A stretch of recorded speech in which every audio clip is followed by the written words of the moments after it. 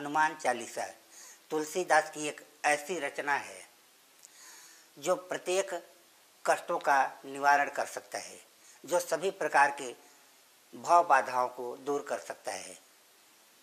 हनुमान चालीसा में तुलसीदास ने स्पष्ट लिखा है कि नासै रोग हरे सब पीरा, जपत निरंतर हनुमत बीरा। और एक जगह लिखा हुआ है कि भूत पिशाच निकट नहीं आवे, महावीर जब नाम सुनावे। इसका तात्पर्य यह है कि यह सभी प्रकार की भूत प्रेत की व्याधि जो होती है उसे हरने के लिए बहुत ही चमत्कारी प्रभाव युक्त है। साथ ही साथ सभी प्रकार के रोगों का नाश भी इस हनुमान चालीसा के माध्यम से किया जा सकता है। लेकिन बहुत से लोग ऐसे हैं जो कहते हैं कि मैं वर्षों से हनुमान चालीसा पढ़ रहा हूँ, 4 साल 5 साल से हनुमान चालीसा पढ़ता आ रहा हूँ, परंतु मुझे कोई भी फायदा नहीं होता।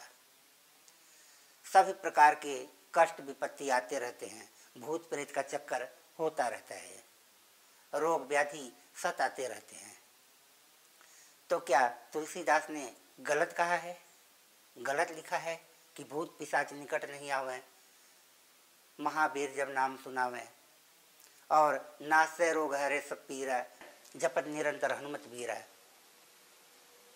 आखिर क्यों तुलसीदास ने लिखा है? लेकिन तुलसीदास एक बहुत ही महान संत थे और तुलसीदास का लिखा हुआ एक शब्द भी गलत नहीं है, एक शब्द भी गलत हो ही नहीं सकता, क्योंकि तुलसीदास ने रामायण जैसे ग्रंथ लिखे और उस रामायण के ग्रंथ को कोई भी व्यक्ति झुठला नहीं सकता। कोई भी व्यक्ति उसके लिखे हुए शब्दों को, भावों को, कथा को गलत नहीं ठहरा सकता है। और उसी तुलसीदास ने हनुमान चालीसा की रचना की है और उसमें जो भी लिखा है बिल्कुल 100% सत्य लिखा है, अनुभूत और प्रमाणिक चीज लिखी गई है।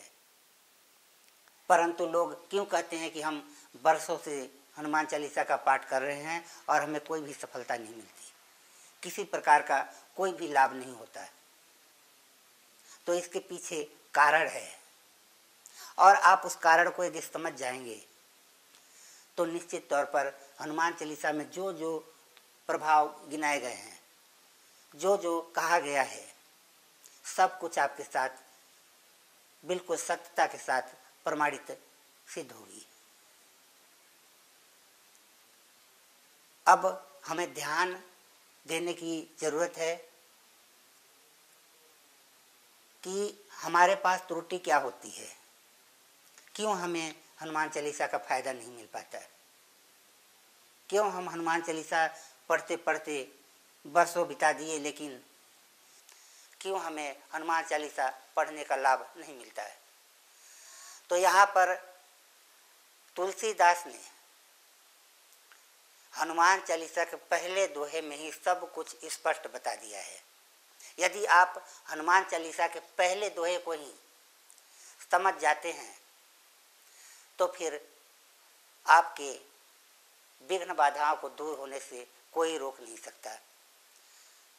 आपके परिवार में भूत प्रेत की व्याधियां रह ही नहीं सकती, किसी भी प्रकार का संकट आ ही नहीं सकता। तो इस पहले दोहे को हम समझने का प्रयास करते हैं।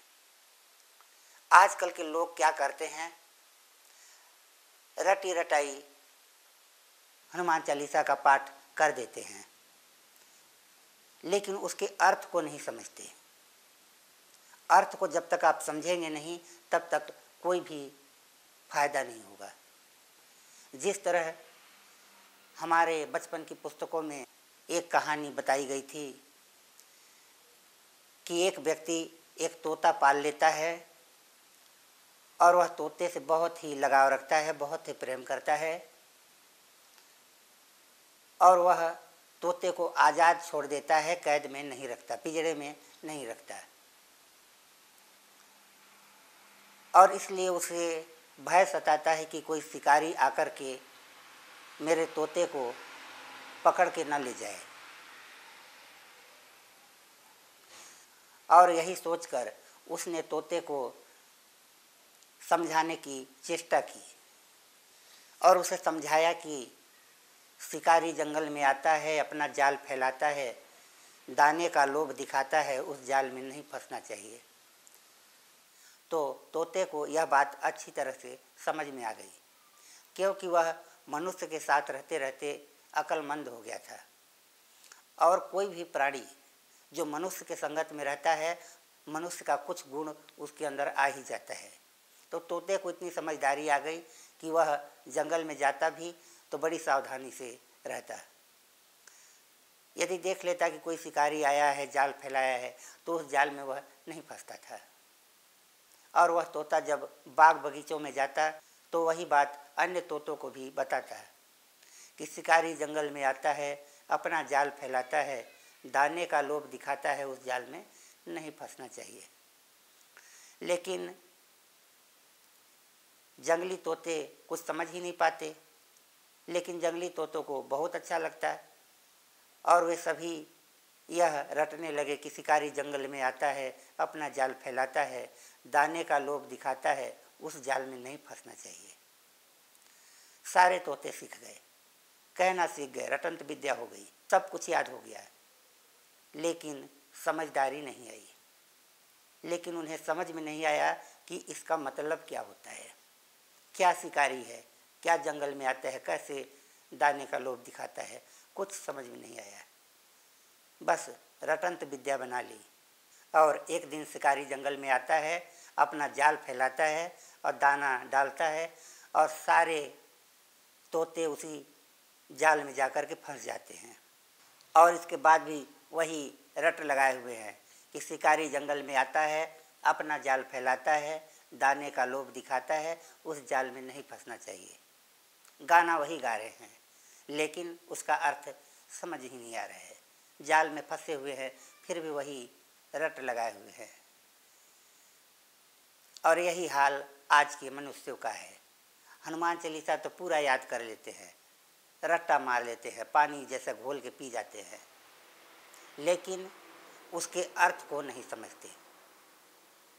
और जिस दिन उसका अर्थ समझ लेंगे, जिस दिन उसका अर्थ जान लेंगे, उस दिन के बाद उनकी समझदारी आ जाएगी और वे पूरी तरह से हनुमान चालीसा पाठ करने में सफल हो पाएंगे, अपने सभी प्रकार के दुख कष्टों का निवारण कर पाने में संभव हो पाएंगे। तो आइए समझते हैं कि हनुमान चालीसा के प्रथम दोहे में क्या कहा गया है। जैसा कि आप सभी को पता ही होगा कि हनुमान चालीसा में सबसे पहले लिखा हुआ है कि श्री गुरु चरण सरोज रज, निज मन मुकुर सुधार, बरनऊ रघुवर बिमल जसु, जो दायक फल चार, बुद्धिहीन तनु जानिके, सुमिरो पवन कुमार, बल बुद्धि विद्या देहु मोहि, हरहु कलेश विकार। हम पढ़ते तो जरूर हैं, लेकिन इस बात को समझ नहीं पाते कि इसमें तुलसीदास ने क्या कहा है। तो यहाँ पे स्पष्ट कहा गया है कि श्री गुरु चरण सरोज रज, अर्थात श्री गुरु के चरण कमलों के रज से, सरोज यानी कमल और रज यानी धूल, तो श्री गुरु के चरण कमलों के धूल से निज मन मुकुर सुधार। अब हम यहाँ मुकुर का भी मतलब समझते हैं। मुकुर का तात्पर्य होता है दर्पण, अर्थात आईना, जिसमें हम चेहरा देखते हैं, उसे कहते हैं मुकुर। निज मन मुकुर सुधार, श्री गुरु के चरण कमलों के रज से अपने मन के मुकुर को यानी दर्पण को सुधारने का प्रयास करें। पुराने ज़माने में जब आईने में गंदगी बैठ जाती थी, आईना जब धुंधला हो जाता था, गंदा हो जाता था, तब उसमें बारीक धूल के कणों को डाल करके और उसे रगड़ा जाता था, और ऐसा करने से आईने में पुनः चमक आ जाती थी। आईना पुनः नया जैसा हो जाता था, चमकदार हो जाता था, स्पष्ट और क्लीन हो जाता था। तो इस दोहे में यही कहा गया है कि श्री गुरु के चरण कमलों के रज से यानी धूल से अपने मन के मुकुर यानी आईने को सुधार अर्थात इसको जो मन के आईने में गंदगी भरी हुई है, जो मन के आईने में धूल जमा हो गया है, पाप, छल, कपट, झूठ इत्यादि की गंदगी बैठ गई है, इस गंदगी को गुरु के चरण कमलों के रज से निर्मल और पवित्र बनाया जा सकता है।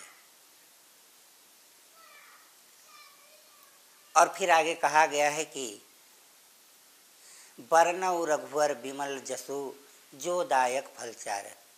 और इसके बाद बरनऊ रघुवर बिमल जसु, श्री राम जी का, रघुनाथ जी के चरित्र का चिंतन किया जाए और भगवान श्री राम जी का नाम जप किया जाए, जो कि दुनिया के 4 प्रकार के फलों को प्रदान करने वाले हैं।